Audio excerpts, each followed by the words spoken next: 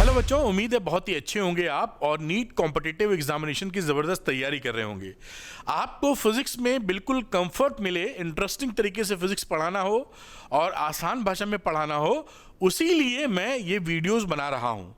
मेरी कोशिश है कि इन वीडियोस के ज़रिए आप आसानी से अच्छी प्रैक्टिस करने के बाद 150 प्लस स्कोर कर पाएँ फिज़िक्स में, जिससे आपका गवर्नमेंट कॉलेज में सिलेक्शन पुख्ता हो पाए। तो चलिए बात को स्टार्ट करते हैं, जिससे कि फिजिक्स आसान लगे और इंटरेस्टिंग लगे। आज हम लोग डिस्कशन करेंगे चैप्टर 14 का सेमीकंडक्टर्स का चौथे पार्ट का। तो ये जो वीडियो है बेटा, ये स्पेशली डिजाइंड वीडियो है नीट वाले बच्चों के लिए, ना ये क्लास 12 बोर्ड्स के लिए है, ना ये जेई वालों के लिए है। आपके लिए स्पेशली डिजाइंड है, तो बहुत फायदा आपको मिलने वाला है। और ये 5 पार्ट में टोटल चैप्टर डिवाइड किया था। आज हम लोग चैप्टर पार्ट नंबर 4 पढ़ रहे हैं, जिसमें स्पेशल टाइप ऑफ डायोड्स की बात करेंगे, जैसे एलईडी हो गया, जीना डायोड हो गया, वगैरह वगैरह, जो आपके सिलेबस में है। और मैंने क्या किया है, क्योंकि मैं आपके लिए क्लास 11th फिजिक्स पूरी पढ़ा चुका हूं नीट के लिए, और जो 12th की फिजिक्स है वो इस चैप्टर के साथ ही खत्म हो जाएगी। तो आपको ढूंढने में दिक्कत ना आए, इसलिए हम लोगों ने क्या किया है, ऑल वीडियो लाइब्रेरी बना दी है। ऑल वीडियो लाइब्रेरी कैसी है, एक गूगल शीट में यहाँ पे देखिए चैप्टर के नाम लिखे हुए हैं और उसकी टॉपिक्स नीचे मेंशन कर दिए हैं। तो वो मान लीजिए यूनिट्स एंड मेजरमेंट में यूनिट्स एंड डायमेंशन एनालिसिस आपको देखना है, तो इस प्ले बटन पे आप क्लिक करेंगे और वीडियो यहाँ पर ओपन हो जाएगा बेटा। तो ये देखिए, NEET class 11th physics, NEET class 12th physics. इससे फायदा क्या है कि आपको भटकना नहीं पड़ेगा। आपको मालूम है कि भाई मुझे आज चैप्टर 7 का अल्टरनेटिंग करंट का चैप्टर क्लास 12th फिजिक्स का आरएमएस वैल्यू देखनी है, आपने क्लिक किया, सीधे आप चालू हो गया वीडियो। और यही नहीं, ये अपडेटेड रहती है, यानी अगर मैं जो आने वाली सीरीज हैं जैसे वन शॉट वीडियो की या पीवाईक्यूज वगैरह, वो भी यहाँ पे लिस्ट हो जाएंगी। तो कोई भटकाव नहीं है, समय की ट्रेमेंडस आपकी बचत है। इस ऑल वीडियो लाइब्रेरी पर आप पहुंचेंगे कैसे? तो पहुंचने के लिए अरविंद एकेडमी नीट, ये देखिए अरविंद एकेडमी नीट जो यूट्यूब चैनल है, उस पर यह लिंक लगा हुआ है होम पेज पर, और इसको क्लिक कर दीजिए, ऐसे खुलेगा। पहले वाले को क्लिक करते ही आप ऑल वीडियो लाइब्रेरी पर पहुंच जाएंगे। ये अपना अरविंद एकेडमी के नाम से भी एक चैनल है जो क्लास 12 बोर्ड्स पे फोकस करता है। वहां पे भी 1 मिलियन से ज़्यादा सब्सक्राइबर हैं वहां पर। बच्चों का यही कहना है कि सर बड़ी आसान भाषा में फिजिक्स आप पढ़ाते हैं। वही ईजीनेस, वही सरलता और इंटरेस्टिंग मैनर में फिजिक्स पढ़ाने की कोशिश मेरी आपके साथ रहेगी, और मैं ये फिजिक्स की दिक्कत आपकी दूर करके ही रहूंगा। अच्छा, कुछ बच्चों को चाहिए होता है कि भाई जो आप पढ़ा रहे हैं उसका पीडीएफ मिल जाए, तो Arvind academy NEET Telegram channel पर आपको पीडीएफ मिल जाएगा। लिंक आपको दिया है डिस्क्रिप्शन के अंदर। तो आप Arvind academy NEET Telegram channel को ज्वाइन कर लीजिए और वहां पर नोट्स ले लीजिए। साथ में अरविंद एकेडमी ऐप है बेटा, इसका लिंक भी डिस्क्रिप्शन में मिलेगा। डिस्क्रिप्शन में लिंक क्लिक करके डाउनलोड कर लीजिए और इसमें स्टोर सेक्शन में जाइए। वहाँ कुछ कोर्सेज ऐसे मिलेंगे जो नीट की जर्नी को आपको आसान कर देंगे। तो डॉक्टर बनने का सपना पूरा कर सकते हैं, वो कोर्सेज लेकर आप पढ़ाई को आगे बढ़ा सकते हैं। चलिए बात को स्टार्ट करते हैं, जिस वजह से ये वीडियो बन रहा है। सबसे पहले मैं आपको बताता हूं कि ये जो आज हम लोग पढ़ेंगे वो कौन कौन से स्पेशल पर्पस डायोड्स हैं और किस तरह वो फंक्शन करते हैं। तो मैंने एक समरी टाइप यहाँ पे बना दिया है आपके लिए। देखिए कि स्पेशल टाइप ऑफ डायोड्स में लाइट एमिटिंग डायोड, जो एलईडी बल्ब आप पढ़ते हैं ना, एलईडी बल्ब है, या आपके रिमोट में एलईडी लगी होती है, या एसी में रेड कलर की जल रही होती, टीवी में जल रही होती है, तो वो जो एलईडी बल्ब है या एलईडी है, वो एलईडी को फुल फॉर्म होता है light emitting diode, special purpose diode है। वो फॉरवर्ड बायसिंग में काम करते हैं। ये क्या है, वर्किंग कंडीशन। तो वो कैसे लगाए जाते हैं, वो फॉरवर्ड बायस लगाते हैं तो हमें एलईडी से रोशनी निकलती है, लाइट निकलती है। एक दूसरा हम पढ़ेंगे फोटो डायोड्स। ये फोटो डायोड्स कहाँ आप देखे हुए हैं, जैसे बैंक में जाएंगे तो नोट गिनने की जो मशीन होती है ना, नोट काउंटिंग मशीन, वो फोटो डायोड्स इस्तेमाल किए जाते हैं वहाँ पर। आपने देखा होगा कि टॉयलेट वगैरह में जाएंगे तो आप जब हटते हैं तो अपने आप फ्लश चालू हो जाता है। मेन टॉयलेट की बात कर रहा हूँ, लेडीज टॉयलेट की जानकारी नहीं है। तो वो मतलब मेंस टॉयलेट में यूरिनल वगैरह करते हैं। जब हटते हैं तो आप पीवीआर में गए होंगे या कई जगह मॉल में गए होंगे, तो वहाँ लगे मिलते हैं, अपने आप पानी फ्लश हो जाता है वो। तो वहाँ पर आपको फोटो डायोड इस्तेमाल होते हुए दिखेंगे। और भी कई जगह फोटो डायोड, जैसे दरवाजे नहीं होते हैं, अपने आप आगे गए, आप जब पास में गए तो खुल गए ऑटोमेटिक, और जब पार कर गए तो बंद हो गए। तो अक्सर ये मॉल्स वगैरह में ऐसे ही आपको दरवाजे देखने को मिलेंगे शीशे के जो रहते हैं, तो वो फोटो डायोड से रहते हैं, रिवर्स बायस करंट पे काम करते हैं, रिवर्स बायसिंग लगाई जाती है। फिर होता है सोलर सेल। इसको तो आप देखेंगे आजकल, जो सोलर, जो कई लोग अपने घरों पे लगा लेते हैं, या स्ट्रीट लाइट्स पे भी सोलर पैनल लगा होता है। तो सोलर पैनल के अंदर कई सारे सोलर सेल लगे होते हैं। वही सोलर सेल जो है क्या करते हैं, लाइट एनर्जी को इलेक्ट्रिकल एनर्जी में कन्वर्ट करते हैं। क्योंकि इसमें फॉरवर्ड और रिवर्स बायसिंग की बात नहीं है, ये करंट हमको देता है, इसलिए क्योंकि ये लेता नहीं है करंट चलने के लिए, ये लाइट एनर्जी को कन्वर्ट करता है। जब आपको चाहिए रात को बल्ब जलाना है तो करंट देगा। तो ये रिवर्स और फॉरवर्ड बायसिंग की बात ना समझते हुए हम इसकी वर्किंग को समझेंगे अपना। जीनर डायोड ये रिवर्स बायसिंग में काम करता है, वोल्टेज रेगुलेटर की तरह इस्तेमाल होता है। ये आपने देखा होगा, आजकल तो कम देखते हैं, दिखने को मिलते हैं, लेकिन एसी वेसी में लोग अभी जो वोल्टेज रेगुलेटर आपको दिखाई पड़ता है, एसी एयर कंडीशन में विंडो लगा हो, स्प्लिट लगा हो और एक रेगुलेटर रहता है, उसमें जो काम किया जाता है वहां पर जीनर डायोड इस्तेमाल करते हैं एज ए वोल्टेज रेगुलेटर। तो मैंने एक समरी टाइप आपको दे दी पूरे चैप्टर की, ये चारों बातें अभी डीपली थोड़ा थोड़ा पढ़ लेंगे, जिस जो हमारे काम की बातें हैं फटाफट। इस वाली स्लाइड से आपको अंदाजा हो गया होगा कि हम क्या पढ़, हट जाता हूं, नोट करना चाहे कोई बच्चा तो नोट कर सकता है। आपको अंदाजा हो गया क्या क्या पढ़ने वाले, क्या इस्तेमाल है और मोटे तौर पे क्या किस तरह से ये काम करते हैं। ये एलईडी की बात हो गई, जैसे मैंने बताया था, light emitting diode. Forward biasing में ये काम करता है, पीएन जंक्शन है, डायोड होता ही पीएन जंक्शन है, तो पीएन जंक्शन डायोड है जो फॉरवर्ड बायसिंग में काम करेगा। ये इसका सिंबल है बेटा, एक पीएन जंक्शन बनाते हैं, लाइट निकलती हुई दिखाते हैं, एचन्यू की एक फोटोन या लाइट निकलती हुई दिखा रहे हैं। ये असल में एलईडी आपको दिखाई पड़ती है, जो छोटी वाली दो इसके जो टांगे लेग्स होते हैं, वो लेग्स में एक छोटा लेग एक बड़ा लेग, तो छोटा लेग होता है कैथोड और बड़ा वाला होता है एनोड। एनोड का मतलब प्लस है ये, और कैथोड का ये माइनस है, छोटा वाला माइनस, बड़ा वाला प्लस। इस तरह से एलईडी बल्ब की सिंबॉलिक रिप्रेजेंटेशन। और दूसरी कहानी, ये किस तरह काम करता है देखिए। तो ये काम करने में एलईडी बल्ब, ये देखिए फॉरवर्ड बायसिंग में लगाते हैं, ये फॉरवर्ड बायसिंग में काम करेगा। और होता क्या है कि जब इसको फॉरवर्ड बायसिंग में लगाते हो तो जो मेजॉरिटी चार्ज कैरियर्स होते हैं पीएन जंक्शन के, जैसे होल पी में, वो भागते हैं एन की तरफ, है ना, एन की तरफ जाएंगे।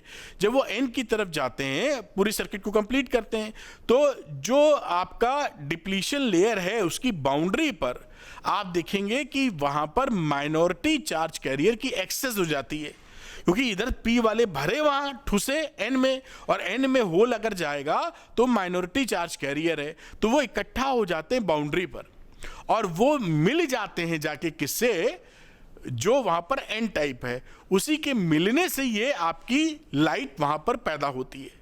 तो आप समझ पाए होंगे कि जो पीएन जंक्शन होता है, ये पीएन जंक्शन कह लीजिए, ये इसकी डिप्लीशन लेयर, ये पी टाइप, ये एन टाइप। यहां से समझ कीजिए होल, ऐसे कई सारे होल, जब आपने फॉरवर्ड बायसिंग लगा दी इसकी तो कई सारे होल इधर भागेंगे, और यहां पर एन टाइप है तो इलेक्ट्रॉन है, तो यहां पर ये जो इलेक्ट्रॉन रहते हैं यहां पर ये इकट्ठा हो जाते हैं, कई सारे तो निकल जाते हैं सर्किट कंप्लीट करके, कुछ इकट्ठा होते हैं, तो इसमें ये होल और इलेक्ट्रॉन मिल जाते हैं आपस में। मिलने से आपकी क्या हो जाती है, यहां पर लाइट निकलती है। तो this is the brief working of LED. इस तरीके से काम हो जाएगा। इसका वीआई कैरेक्टरिस्टिक भी हम लोग पढ़ लेंगे, मेरे ख्याल से आप समझ पाएंगे। मैं हट जाता हूं, स्क्रीनशॉट या नोट करने का मामला हो तो नोट कर सकते हैं आप। अगली बात, इसकी वीआई कैरेक्टरिस्टिक देखें तो इसकी वीआई कैरेक्टरिस्टिक में भी वैसी ही कैरेक्टरिस्टिक होती है मोटे तौर पर जैसे कि पीएन जंक्शन की होती है। हाँ, यहां पर ये जो थ्रेशोल्ड वोल्टेज है या कट इन वोल्टेज है वो थोड़ा सा औरों से ज्यादा होता है, और जो पीएन जंक्शन से ज्यादा होता है, और डिफरेंट कलर्स के लिए, वो डिफरेंट मटेरियल्स के लिए डिफरेंट होता है। तो थ्रेशोल्ड वोल्टेज वही कट इन वोल्टेज हायर होता है और स्लाइटली डिफरेंट होता है हर कलर के लिए। लाल, पीला, नीला, गुलाबी लेंगे तो हर कलर के लिए स्लाइटली डिफरेंट आपका होता है। और इसकी जो रिवर्स बायसिंग में जो वोल्टेज होता है वो बहुत ही कम होता है, यानी रिवर्स बायसिंग में अगर एलईडी को लगा दोगे तो फूंक जाएगी वो बहुत जल्दी। तो ये आपको टेक केयर करना पड़ता है कि एलईडी में प्लस माइनस जहां लगाना है वहीं लगाएं, अदरवाइज वो रिवर्स लगाते ही चली जाएगी। अब दो बातें और इंपॉर्टेंट ध्यान रखिए कि एलईडी से जो कलर निकलते हैं, बहुत तरह के एलईडी होती है, एलईडी बल्ब्स होते हैं, दिवाली वगैरह में भी लगाते हो आप लोग, तो बहुत सारे कलर के बल्ब बनाए जा सकते हैं। और इसमें अच्छी बात क्या है या खराब बात क्या है कि इसकी जो रोशनी है, कलर, वो डिपेंड करता है एनर्जी बैंड गैप पे। ये ध्यान रखिएगा, जो एनर्जी बैंड गैप है कंडक्शन और वैलेंस बैंड के बीच का, जो उस पर डिपेंड करता है कलर कितना गैप है। और दूसरा जो आपकी जो इंटेंसिटी होती है, चमक कितनी है उस कलर में, वो डिपेंड करती है इसकी फॉरवर्ड करंट पर। तो forward current is responsible for चमक या intensity and energy band gap is responsible for the colour. LED की बात कर रहे हैं, ये दो इंपॉर्टेंट बात आप जरूर ध्यान में रखिए। और जो एसी ये जो होता है अपना एलईडी, ये जब हम ऑपरेट करते हैं डीसी वोल्टेज के तहत, तो इसमें ये बहुत कम वोल्टेज पे काम करता है। देखिए, इसको करंट चाहिए मिली एम्पियर में, तो इस करंट को मिली एम्पियर में काम कराने के लिए इसकी सीरीज में हम, जैसे ये आपने बनाया एलईडी और यहां पे एक रेजिस्टेंस जोड़ देते हैं हम यहां पर ऐसे सीरीज में आर, जिससे हम इस पे एक्सटर्नल रेजिस्टेंस से हम इसके करंट को कंट्रोल कर पाएं, वरना ज़्यादा करंट जाएगी तो ये ख़राब हो जाएगा। तो इसके सीरीज में इसलिए बता रहा हूं कि सवालों में अगर आता है तो ये जानना आवश्यक है कि इसकी वर्किंग के लिए एक एक्सटर्नल रेजिस्टेंस लगा देते हैं, जिससे हम इसमें जाने वाली करंट को, आर ज़्यादा कर दोगे आई कम हो जाएगा, जाने वाली करंट को कंट्रोल कर लेते हैं। मेरे ख्याल से इस बात समझ गए होंगे आप। इसलिए इसका इस्तेमाल इस तरीके से एक्सटर्नल रेजिस्टेंस लगा के किया जाता है। इसके इस्तेमाल की बात करें तो आप जानते ही हैं कि इसके एडवांटेजेस क्या हैं। ये fast action and no warm up time required होता है। ये जैसे ही स्विच ऑन करोगे तुरंत ऑन हो जाता है, समय नहीं चाहिए इसको। दूसरा, इससे जो निकलने वाली जो लाइट होती है वो लगभग मोनोक्रोमेटिक होती है। जैसे रेड कलर निकालोगे तो लगभग मोनोक्रोमेटिक टाइप की होगी, लगभग इसलिए कि प्योरली नहीं होती, वेवलेंथ काफ़ी कम होती है, रेंज 100 एंगस्ट्रॉम से 500 एंगस्ट्रॉम के बीच में। तो इससे क्या होता है कि मोनोक्रोमेटिक लाइट से आप जिस कलर की लाइट चाहें उस कलर की निकाल सकते हैं, क्योंकि ऑल कलर जो एक्स्ट्रा कलर्स हैं वो मिक्स नहीं होंगे। रेड निकालना है तो प्योर रेड निकाल लेंगे, लगभग थोड़ा स्लाइटली चेंज करेंगे तो गुलाबी, पिंक और वगैरह वगैरह जो शेड्स होते हैं वो भी एलईडी में बन जाएंगे। तो बहुत सारे कलर्स की एलईडी बन सकती हैं इसी प्रॉपर्टी की वजह से कि मोनोक्रोमेटिक मोरलेस होता है। लॉन्ग लाइफ होती है और रगडनेस होती है, ये जल्दी खराब नहीं होते हैं। रगडनेस मतलब रफ एंड टफ होते हैं, इसको जितना भी इस्तेमाल करिए जल्दी, जब तक टूटे ना, जल्दी खराब नहीं होता। एलईडी बल्ब जो घर में खराब होते हैं ना, उसमें एलईडी नॉर्मली जल्दी खराब नहीं होती, उसमें जो कंडेंसर लगा होता है वो खराब होते हैं। जैसे आपके यहाँ भी जैसे इस समय भी एलईडी बल्ब जल रहे हैं, यहाँ पर आपकी ट्यूबलाइट भी हो सकता है घर में एलईडी लगी हो, एलईडी बल्ब लगे हों, तो वो जैसे खराब हो जाते हैं, तो खराब होने में एलईडी जल्दी खराब नहीं होगी, उसमें कंडेंसर लगा होता है वो जल्दी चला जाता है। तो एलईडी जल्दी खराब नहीं होती, ठीक ठाक क्वालिटी की है तो काफ़ी सालों तक चलती रहती है। और लो ऑपरेशनल वोल्टेज होता है, लेस पावर कंजम्पशन है। आप जानते ही हैं कि एलईडी बल्ब में आप पूरे कमरे में अगर 15 वाट का एलईडी बल्ब लगा देंगे, 15-16 वाट का, तो 10 बाई 10 का कमरा है तो उसमें आप पढ़ाई कर सकते हैं, आप समझ लीजिए। या जो 18 वाट की ट्यूबलाइट आती है वो लगा दीजिए एक कमरे में 10 बाई 10 के, तो वो रीडिंग रूम टाइप का आपका बन जाएगा, इतनी रोशनी आपको दे देगा। जो कन्वेंशनल ट्यूबलाइट आती हैं उसका वाटेज होता है 36 वाट, पुरानी होने पे 40 वाट तक खाती है वो एक ट्यूबलाइट। वो जो वैक्यूम ट्यूब होती है, बोर्ड से मारा तो टूट जाती है जो, तो वो होती है 40 वाट तक, और इससे ज़्यादा रोशनी आपको 18 वाट में मिल जाएगी। एलईडी ट्यूबलाइट की बात कर रहा हूँ। Fast on on switching capability होती है, बहुत तेज़ी से ऑन ऑफ करेंगे तो भी ख़राब नहीं होता है ना। जो बल्ब होते थे पहले वाले, जो पीले बल्ब होते थे, इंडेसेंट बल्ब बोलते हैं, उसको अगर ज़्यादा ऑन ऑफ करोगे तो फूक जाने के चांसेस बनते थे। क्यों बनते थे? क्योंकि वो कभी बात करेंगे ऐसा क्यों होता है कि ऑन ऑफ करने पे सबसे ज़्यादा चांस होते हैं फूकने के, तो वो उसमें रहते थे। इसमें ऐसी कोई दिक्कत नहीं आपको मिलेगी। तो ये एलईडी आप समझे होंगे, इसमें एक न्यूमेरिकल है, वो छोटा सा न्यूमेरिकल भी हम लोग परफॉर्म कर लेते हैं। तो लिखा है voltage drop of 2 volt occurs across A light emitting diode and A current of 10 micro ampere is pass through it when it is operated with A 6 volt battery having a limiting resistance. वही जो resistance है उसे बोलते हैं limiting, ये limiting resistance हो गया जो कंट्रोल करता है करंट, और ये हो गया एलईडी, और यहां पर एक बैटरी लगा के बैठे थे आप 6 वोल्ट की। देखिए ये सर्किट डायग्राम मैंने बना दिया, ये कोई आर है और इसमें पोटेंशियल ड्रॉप कितना है बेटा 2 वोल्ट का, और 6 वोल्ट की बैटरी हो गई, और लिमिटिंग और कुछ दिया था, ये करंट दे रखा है, ये करंट की वैल्यू है 10 माइक्रो एम्पियर। बोल रहा है वैल्यू ऑफ आर बताइए, तो हम बता देंगे वैल्यू ऑफ आर, कोई दिक्कत की बात नहीं है, क्योंकि 2 वोल्ट यहां पे कंजम्पशन में जा रहा है, तो यहां पर कितना वोल्ट हो रहा होगा, 6 में से 2 चला गया, तो यहां पर पोटेंशियल ड्रॉप 4 वोल्ट होगा। अब इसमें जाने वाली करंट हमको पता है और V पता है, तो R निकल आएगा, V equal to I R से, तो R is equal to V upon I. V कितना है 4 वोल्ट और I कितना है 10 माइक्रो एम्पियर। अब इसको सॉल्व कर लीजिए, आ जाएगा करीब करीब 400 किलो ओम। ये आपका आंसर हो गया। एक बहुत ही तगड़ा रेजिस्टेंस आपको चाहिए जो आपको इस तरह से काम करे। सर्किट डायग्राम देखिए कितनी आसानी से समझ में आता है। अगर इसके बारे में ना पता होता तो हम कंफ्यूज करते कि लिमिटिंग रेजिस्टेंस क्या होता है। तो इसको चलाने के लिए डीसी के साथ जब कनेक्ट करते हैं ज्यादा करंट ना जाए, वरना ये फूक जाएगा। मिली एम्पियर करंट पे काम करता है, या तो और ही छोटी है माइक्रो एम्पियर, इसलिए। और फॉरवर्ड वाइसिंग में लगाया है, ये पी एन देख रहे हैं, प्लस माइनस हो गया। तो इस तरीके से आप नोट कर लीजिए, बड़ी ही आसानी से सही चीज आप पढ़ते चले जाएंगे। मेरे ख्याल से आप नोट कर पाए होंगे। अगली चीज या अगला स्पेशल पर्पस डायोड, हम फोटो डायोड को लेंगे। तो ये रहा फोटो डायोड। ये फोटो डायोड आप देखेंगे तो ये रिवर्स बायस में काम करता है, आगे मैंने लिख भी रखा है। तो ये वहां पर एलईडी में क्या था कि इस तरह से आप जब सिंबल बनाते हैं तो ये एलईडी का सिंबल है, और अगर आप इसी रोशनी को उल्टा कर दें ऐसे, तो ये क्या बन जाएगा आपका फोटो डायोड। तो फोटो डायोड ये रोशनी ले रहा है और फिर काम करेगा, और ये भाई साहब क्या है, रोशनी दे रहे हैं। रिवर्स बायस में लगाया जाता है। ये सिंबॉलिक रिप्रेजेंटेशन ऐसे बना दो एरो, या इस तरीके से बना दो, दोनों बातें करेक्ट हैं। अब आगे देखिए कैसे काम करता है। तो ये मैंने बड़ा बड़ा लिख दिया है कि रिवर्स बाइसिंग में काम कराया जाता है।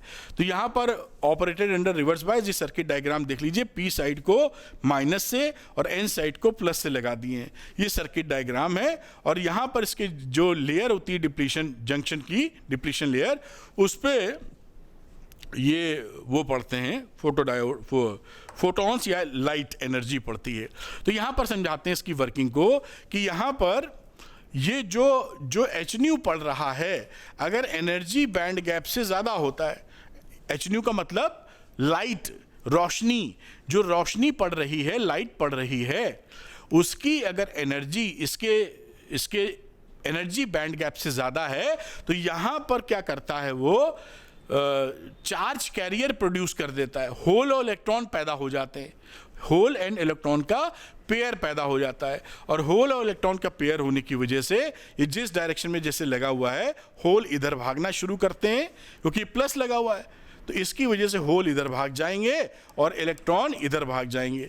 ये रिवर्स बाइसिंग में इस तरह से काम हो जाता है। जितनी ज़्यादा इंटेंसिटी होगी इस लाइट की, पड़ने वाली लाइट की, उतनी ज़्यादा यहाँ पर आपको कंडक्शन मिलेगा, या कंडक्टिविटी ऑफ सेमीकंडक्टर हो जाएगी। तो जितनी तेज रोशनी पड़ेगी उतनी ज़्यादा कंडक्टिविटी यहाँ होगी। और इसकी सैचुरेशन करंट भी आप देखेंगे कि हम देखते हैं जैसे इंटेंसिटी बढ़ती जाती है उनकी सैचुरेशन करंट भी बढ़ती जाती हैं। तो सैचुरेशन करंट से ही हम कैलकुलेशंस कर सकते हैं कई सारे, जैसे कि लाइट इंटेंसिटी अगर जाननी हो तो सैचुरेशन करंट से ही इवैल्यूएट कर ली जाती है। तो खैर ये बात आप समझे होंगे। इसकी वीआई कैरेक्टरिस्टिक की बात कर ली जाए तो ये देखिए यहाँ पर क्या है, इस ग्राफ में क्या है कि जैसे जैसे इंटेंसिटी I4 सबसे बड़ी है, जैसे जैसे इंटेंसिटी बढ़ा रहे हैं, ये सैचुरेशन करंट आपकी बढ़ती चली जा रही है। रिवर्स बाइसिंग में काम हो रहा है, सैचुरेशन करंट आपको याद आ गया होगा, और माइक्रो एम्पियर में करंट होती है। इस तरीके से इसकी इंटेंसिटी बढ़ाने पर सैचुरेशन करंट बढ़ती है।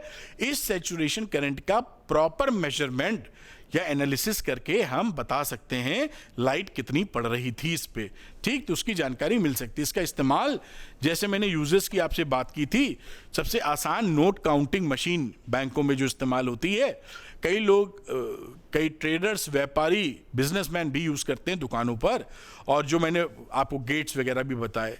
बाकी कंप्यूटर में जो पंचिंग कार्ड्स होते हैं उनको भी बहुत फास्ट तरीके से ये रीड कर लेता है। तो ये सब इसके फ़ायदे हैं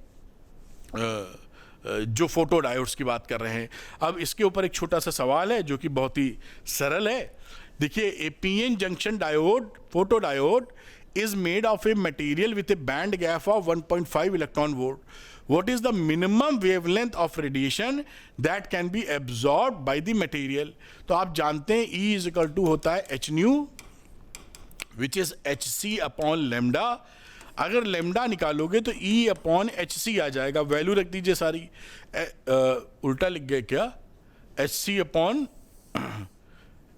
HC अपॉन E आ जाएगा। ये हो गया 6.6, H की वैल्यू 6.63 लिख दो, इंटू 10 की पावर -34, और C हो गया 3 इंटू 10 की पावर 8 अपॉन E की वैल्यू दे रखी 1.5 इलेक्ट्रॉन वोल्ट, तो 1.5 इंटू 10.6 इंटू 10 की पावर -19। ये चेंज कर दिया जूल्स में हम लोगों ने। कैलकुलेशन करोगे तो 8.3 इंटू 10 की पावर -7 मीटर आपका आंसर आ जाएगा। यह 830 नैनोमीटर आपका आंसर आ गया। पूछा क्या है, minimum, what is the minimum wavelength of radiation that can be absorbed by the material, this is the wavelength and this is your answer. ये मिनिमम वेवलेंथ पूछी है और ये आपकी यहाँ पर निकल के आ गई। ये मिनिमम वेवलेंथ चाहिए जो एब्जॉर्ब होगी, इसको नोट कर लीजिए।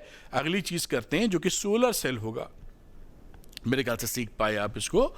अब इस सोलर सेल की बात करते हैं, और सोलर सेल जैसे जो सोलर पैनल होते हैं, जो आप भली भांति अब जानते हैं, प्रचलन में है, कई लोग तो घरों के ऊपर भी लगवा रहे हैं बिजली पैदा करने के लिए। तो सोलर पैनल के अंदर कई सारे सोलर सेल लगे होते हैं, बहुत सारे। अब इसमें फॉरवर्ड और रिवर्स बायसिंग नहीं लिखा गया है, क्योंकि ये ऑपरेट होने के लिए इसको कोई बिजली फॉरवर्ड रिवर्स नहीं लगाना पड़ता, हम इससे बिजली लेते हैं जब ये चालू हो जाता है। तो इसका भी जो VI कैरेक्टरिस्टिक होता है, आप देखेंगे दोनों वैल्यू थर्ड कोऑर्डिनेट के अंदर जाता है। अभी हम देखते हैं तब समझ पाएंगे आप। तो ये सिंबॉलिक रिप्रेजेंटेशन है, ऐसे बना दिया है, यहाँ से h न्यू पढ़ रहा है, और ये इस तरीके से सोलर सेल का रिप्रेजेंटेशन है। यहाँ पर सोलर सेल कैसे डेवलप करते हैं, हम N टाइप का वेफर ले लेते हैं। वेफर का मतलब पतली सी पट्टी, जैसे वेफर्स आप वेफर्स के बिस्कुट खाते हैं, वहाँ पर ग्रो कर लेते हैं P टाइप, और ये रिसीविंग इलेक्ट्रोड्स लगा देते हैं फिंगर टाइप। फिंगर टाइप का मतलब इस तरह के होते हैं जो बिजली इसके किनारों पर लाइट पड़ पाए। जब लाइट इसके ऊपर पड़ती है तो उससे आप इलेक्ट्रॉन होल पेयर क्रिएट होते हैं और अलग अलग हो जाते हैं। जैसे मैं दिखाता हूँ इसकी वर्किंग में आगे। यहाँ देखिए इस ये जो डिप्लीशन लेयर है, यहाँ पर आपकी हीट लाइट पड़ी, तो लाइट पड़ने से इसमें क्या था, डिप्लीशन लेयर में प्लस माइनस इस तरह के आयंस रहते हैं। इलेक्ट्रिक फील्ड ऐसे होती है। तो जैसे ही होल क्रिएट होते हैं, होल और इलेक्ट्रॉन क्रिएट हुए, ये इधर भाग जाता है इलेक्ट्रिक फील्ड में, प्लस वाला इधर और माइनस वाला इधर। तो इधर जमावड़ा हो जाता है होल्स वाले का, और इधर जमावड़ा हो जाता है किसका, इलेक्ट्रॉनों का। ये इलेक्ट्रिक फील्ड क्या करता है, होल को इधर भेजने लगता है इधर। तो इससे इन दोनों टर्मिनल्स के बीच में एक तगड़ा पोटेंशियल डिफरेंस क्रिएट हो जाता है, और जब आपको बिजली चाहिए होती है तो आप यहाँ पे लोड लगा दीजिए, बिजली मिलनी शुरू हो जाएगी। क्योंकि यहाँ पे प्लस होल्स इकट्ठा थे, तो इस तरह से करंट फ्लो होने शुरू हो जाती है। ये आप जानते ही हैं, तो ये बात आप पकड़ पाए होंगे एक सिंपल भाषा में किस तरह से काम यहाँ हो रहा है। इसकी VI कैरेक्टरिस्टिक की बात की जाए तो वो थर्ड, ये देखिए आपकी दोनों V तो खैर पॉजिटिव ही रखा, फोर्थ कोऑर्डिनेट में है, नेगेटिव की बात की जा रही है यहाँ पर। तो ये यहाँ पर देखिए ओपन सर्किट वोल्टेज है। ओपन सर्किट का मतलब है सर्किट जब आप करंट नहीं ले रहे हैं उससे, तो वहाँ पर VOC हो गया एकदम उसका फुल पोटेंशियल, जब वो चार्ज हो गई है। और जब आप करंट लेने लगते हैं तो ये शॉर्ट सर्किट करंट है, यानी कि जब आप उसको P और N को आपस में जोड़ देंगे तो वो करंट मैक्सिमम मिल रही है आपको। ऐसे ही इसको दिखती है, क्योंकि ये पॉजिटिव करंट पॉजिटिव रीजन में नहीं रखी है, निगेटिव रीजन में है क्योंकि ये करंट ऑपरेट होने के लिए चाहिए नहीं, हमें मिलती है। तो जो हमें मिल रही है, आप देख रहे हैं करंट यहाँ से विड्रॉ कर रहे हैं हम लोग, इसलिए ये इस तरह का थर्ड, ये जो निगेटिव रीजन में ये यहाँ पर इस तरह से करंट दिखाई पड़ रही है। V आपका ओपन सर्किट वोल्टेज, और ये इस तरीके से दिखता है। Because solar cell does not draw current but supplies the same to the load. तो ये फोर्थ कोऑर्डिनेट में आपका ही आएगा, थर्ड कोऑर्डिनेट नहीं, थर्ड में तो वोल्टेज भी निगेटिव हो जाएगा, वोल्टेज निगेटिव की बात नहीं कर रहे हैं हम लोग। फोर्थ कोऑर्डिनेट में दोनों चीज़ें आपको दिखाई पड़ेंगी, तो इसको भी नोट कर सकते हैं। ये आपका सोलर सेल था, और यूजेस आप जानते ही हैं इसके। बिजली पैदा करने के लिए करता क्या है कि ये जो आपकी सोलर एनर्जी है उसको चेंज कर देगा आपका इलेक्ट्रिकल एनर्जी के फॉर्म में, सोलर एनर्जी को इलेक्ट्रिकल एनर्जी के फॉर्म में। एक अगला आता है जो लास्ट वाला है, जिसे बोलते हैं ज़ीनर डायोड। ये रिवर्स बायसिंग में काम करता है। तो ज़ीनर डायोड में क्या कहानी रहती है कि जो हमारा पीएन जंक्शन होता है वो ब्रेकडाउन रीजन में जब आता है, देखिए ऐसे जब आता है, आगे समझाया गया है वैसे, रिवर्स बायसिंग के अंदर आप देखते हैं जो आपका वोल्टेज बनता है वो इस तरीके से आता है। ये यहाँ पर VZ ज़ीनर ब्रेकडाउन वोल्टेज होता है। तो जब यहाँ पे माइक्रो एम्पियर में करंट होती है, ये जो माइक्रो एम्पियर में दे दीजिए करंट, तो इसमें शुरू में करंट बहुत ही कम बढ़ती है। जब आप आ जाते हैं ये ब्रेकडाउन रीजन में, यहाँ पर ये ब्रेकडाउन रीजन है, ब्रेकडाउन रीजन, इस ब्रेकडाउन रीजन में थोड़ा सा भी अगर आप वोल्टेज बढ़ाते हैं, थोड़ा इनसिग्निफिकेंट, तो भी करंट की वैल्यू बहुत लार्ज मिलती है। और इस ज़ीनर डायोड को इस तरह से तैयार किया जाता है कि ये ब्रेकडाउन वोल्टेज जो है यहाँ पर खराब ना हो जल्दी, यानी ब्रेकडाउन रीजन में काम कर सके। अदरवाइज तो पीएन जंक्शन ब्रेकडाउन में आएंगे तो खराब हो जाएंगे। तो इसको इस तरह से बनाते हैं कि रिवर्स बायसिंग में ब्रेकडाउन रीजन में ऑपरेट किया जा सके। इसको रिवर्स बायसिंग लगाते हैं, और यहाँ पे थोड़ा सा वोल्टेज आप बढ़ाओगे, बहुत ही इनसिग्निफिकेंट, तो करंट ट्रेमेंडसली हाई हो जाती है। इसलिए, और ये ज़ीनर डायोड का देखिए ये सिंबॉलिक रिप्रेजेंटेशन है।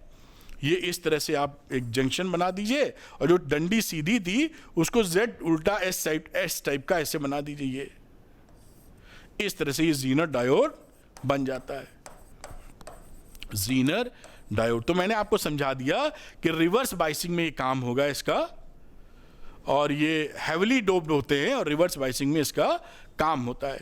ये इसका मैंने आपको समझाया कि यहाँ पे किस तरीके से ये कहानी करता है कि थोड़ा सा आप बढ़ाएंगे voltage, insignificant increase in the voltage in the breakdown region, this will give you ट्रेमेंडस value of the current. और ये करंट आपको माइक्रो एम्पियर में, लेकिन काफ़ी करंट मिलनी शुरू हो जाती है। अब इसी पे बात को आगे बढ़ाएं तो इसका प्रिंसिपल क्या होता है। देखिए प्रिंसिपल ये होता है कि जो मैंने काम करने का तरीका बताया वो तो रही, और यहाँ पे ये वर्किंग इसके बाद है शायद, हाँ, यहाँ पर क्या होता है, यही जो मैंने अभी समझाया, यही इसका प्रिंसिपल है कि ब्रेकडाउन रीजन के अंदर वोल्टेज थोड़ा सा भी इंक्रीज करने पर आपको बहुत हाई वैल्यू ऑफ करंट मिलती है। यानी कि there is minor change, insignificant, लगभग नई चेंज होने पर भी आपको तगड़ा करंट मिल रहा है। ये इसका प्रिंसिपल होता है। यहाँ पर करंट में कोई चेंज नहीं होता, इसके अक्रॉस आप बात देखें। ये अब ये इसकी जो ऑपरेशन है वो ज्वाइन किया जाता है रिवर्स बायसिंग में टू फ्लक्चुएटिंग डीसी वोल्टेज में। अब इसका एक इस्तेमाल होता है वोल्टेज रेगुलेटर की तरह। ये देखिए लिखा हुआ है, इसका जो एप्लीकेशन है उसका प्रिंसिपल की बात कर रहे हैं। तो ये वोल्टेज रेगुलेटर की तरह इसका इस्तेमाल करते हैं, जैसे कि स्टेबलाइजर जो होता है। और वोल्टेज रेगुलेटर कैसे इसका इस्तेमाल होता है, वोल्टेज रेगुलेटर में वो इस तरह इसका इस्तेमाल होता है वर्किंग, कि इसके साथ में हम लोग एक रेजिस्टेंस लगा देते हैं। अब ये रेजिस्टेंस जब लगाते हैं तो इस रेजिस्टेंस पे, ये देखिए सर्किट डायग्राम आप देख रहे हैं, ये ज़ीनर डायोड है और इसके पैरेलली लोड है। तो जैसे ही मान लीजिए फ्लक्चुएशन हुआ और वोल्टेज बहुत ज़्यादा बढ़ा, तो जैसे ही वोल्टेज फ्लक्चुएट हो या करंट फ्लक्चुएट कह दीजिए, करंट की वैल्यू खूब ज़्यादा हुई, जैसे ही करंट की वैल्यू ज़्यादा होगी इससे जाने वाली करंट जाएगी बढ़ बहुत। तो आप जानते हैं V is equal to I R में R कांस्टेंट है, I बढ़ गया तो V बढ़ जाएगी। तो यहाँ पोटेंशियल ड्रॉप जो होता है वो ज़्यादा हो जाता है, बहुत ज़्यादा। इसके अक्रॉस जो पोटेंशियल ड्रॉप है वो लगभग वही बना रहता है। तो यहाँ पर आप जब देखेंगे लोड, उसको वही वोल्टेज मिल रहा है जो पहले मिल रहा था। आई घटी या बढ़ी उससे कोई फर्क नहीं हुआ, ये तो बढ़ने का केस है। जब गिरने का केस होता है, कम होती है आई बहुत ज़्यादा, तो आई कम होता तो यहाँ वोल्टेज ड्रॉप भी कम होगा, तो यहाँ पे सफिशिएंट वोल्टेज तब भी मिल जाएगा। यानी इस सर्किट में करंट बढ़ रही है या घट रही है, इससे इसके क्रॉस जो वोल्टेज है, और ये पैरेलल में है तो इसके क्रॉस भी, ये वोल्टेज नहीं चेंज होता। तो जब आपके घर में हमने वोल्टेज रेगुलेटर लगाया है और फ्लक्चुएशन हुआ, तो फ्लक्चुएशन में इसके क्रॉस वोल्टेज नहीं बदला। तो वोल्टेज रेगुलेटर यही चीज होती है कि फ्लक्चुएशन हो और जहां पर आपने लगा रखा है वहां पे फ्लक्चुएशन ना होने दे, बस काम बन गया। ये भी रेगुलेटेड वोल्टेज हो गया। ये इसका एक ग्राफ है, इनपुट वोल्टेज आउटपुट वोल्टेज, और ये देखिए सीधा रेगुलेटेड वोल्टेज आपको बराबर मिलता चला जा रहा है। तो ये इसकी वर्किंग टाइप हो जाती है, जो मैंने आसानी से समझाई, इतनी ये मोर देन इनफ है आपके लिए।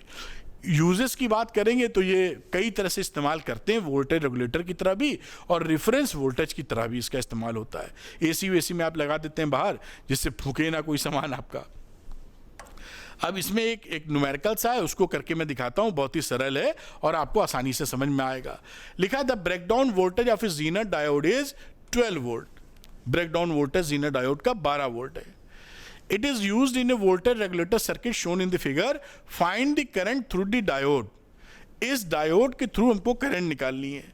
तो पहले हम इसके थ्रू करंट निकालेंगे 250 ओम के थ्रू। तो करंट लिखता हूं, current through 250 ohm resistance. Zener diode का वोल्ट, यानी इसके अक्रॉस जो वोल्टेज था वो 12 वोल्ट था, ये बोला है ब्रेकडाउन रीजन में। तो ये 12 वोल्ट यहाँ बना रहेगा। 20 में से 12 चला गया, 8 बचा। तो आई वैल्यू कितनी आ गई? Net voltage upon resistance R. Net voltage कितना रहा? 20 में से 12 घटा दो, आर कितना है? 250। इसको सॉल्व करोगे तो वैल्यू आ जाएगी 32 इंटू 10 की पावर -3 एम्पियर, यानी 32 मिली एम्पियर। ये करंट इसमें जा रही है, हमें करंट इसमें निकालनी है। अब करंट थ्रू 1 किलो ओम, यहां पर कितनी करंट जा रही है वो निकाल लेते हैं। तो अलग लिखते हैं यहां, current through 1 kilo ohm resistance. अब देखिए इनके बीच में 12 वोल्ट है, तो इसके क्रॉस भी 12 वोल्ट है, पैरेलली तो लगा हुआ है। तो V is equal to I R लगा दो, यानी इसको करंट को कह दो I1 और इसको हम बोल देते हैं I2। I2 is equal to V upon R लिख देते हैं। V कितनी थी? 12 volt upon 1 kilo ohm, 1 into 10 की पावर -3। तो करंट की वैल्यू कितनी हो गई? यहां पर करंट की वैल्यू हो गई 12 मिली एम्पियर।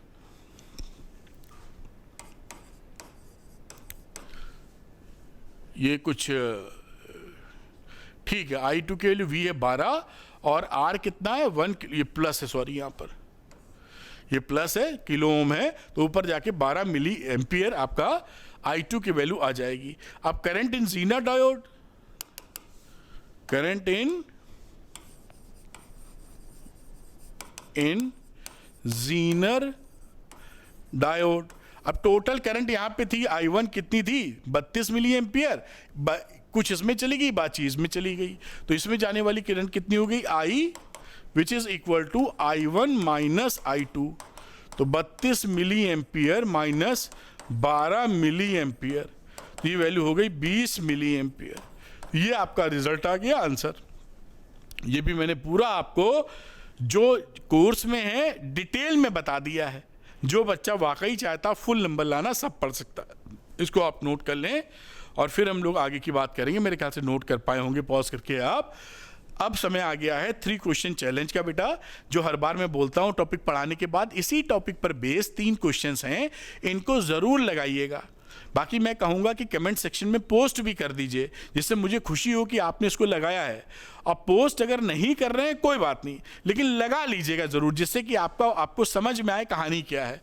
तो और Arvind academy NEET Telegram channel को आप ज्वाइन कर सकते हैं एक्सप्लेनेशंस वगैरह के लिए।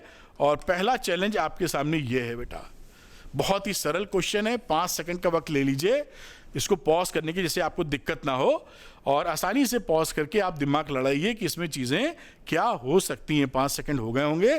क्वेश्चन नंबर 2 का मैं चैलेंज देता हूं आपको, यहाँ भी 5 सेकंड ले लिया जाए, जिससे आप शांति से क्वेश्चन देख सकें हटने के बाद। और मेरे ख्याल से 5 सेकंड का आराम से वक्त हो गया होगा। तो तीसरा चैलेंज आपके सामने आता है क्वेश्चन नंबर 3 के रूप में। ये रहा क्वेश्चन नंबर 3, और इसका आंसर भी बताइए कमेंट सेक्शन में कि आपके हिसाब से क्या आंसर इसका निकलता है। ये क्वेश्चन करिएगा ज़रूर, जिससे जो पढ़ा है उस पर पकड़ बन सके। तो मेरे ख्याल से अगर आपको पसंद आया हो ये वीडियो तो लाइक और शेयर कीजिएगा। Arvind academy NEET YouTube channel को सब्सक्राइब करना मत भूलिएगा, क्योंकि यहाँ पर आपको फिजिक्स डिटेल्ड, ईजी भाषा और इंटरेस्टिंग भाषा में मिलेगी, जो कि आपके नीट में 150 नंबर लाने में बहुत आराम से मदद करेगी। थैंक यू, और उससे आप डॉक्टर बन जाएंगे। तो thank you very much, wish you all the best.